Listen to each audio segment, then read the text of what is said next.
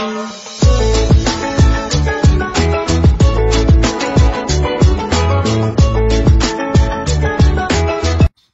The lord.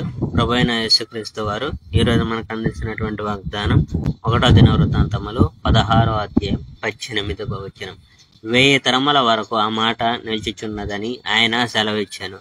దావీదు కృతజ్ఞత స్తోత్ర గీతం. యెహోవాను స్తుతించండి, ఆయన నామమును ప్రకటించండి. యెహోవా ఘనకార్యాలను ప్రజలకు చెప్పండి. యెహోవాకి భజన చేయండి. యెహోవాకు స్తుతి గీతాలు పాడండి.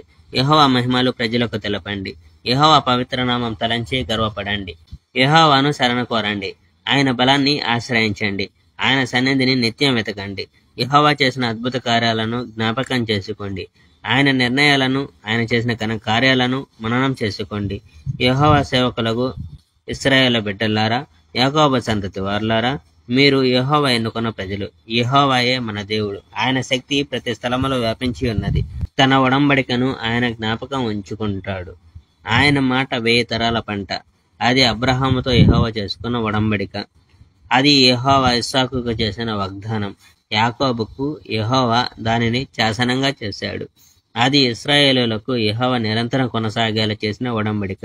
కనాను దేశాన్ని నేను మీకు ఇస్తాను, వాగ్దానం చేయబడిన రాజ్యం నీకు చెందుతుంది అని యెహోవా ఇశ్రాయేలులకు చెప్పి ఉన్నాడు. దేవుని ప్రజలు అప్పుడు కొద్దిమంది మాత్రమే వారు ఆ రాజ్యంలో పరాయేవారు. వారు ఒక దేశం నుండి మరో దేశానికి వెళ్ళారు. వారు ఒక రాజ్యం నుండి మరొక రాజ్యానికి తరలిపోయారు. కానీ ఎవరు వారికి హాని చేయకుండా యెహోవా కాపాడాడు. యెహోవా తన ప్రజలను ప్రేమించిన కారణంగా రాజులనే ఆయన మందలించాడు. నేను ఎన్నుకున్న నా ప్రజలకు కీడు చేయవద్దు, నా ప్రవక్తలకు హాని కలుగ చేయవద్దు అని యెహోవా రాజులకు చెప్పి ఉన్నాడు.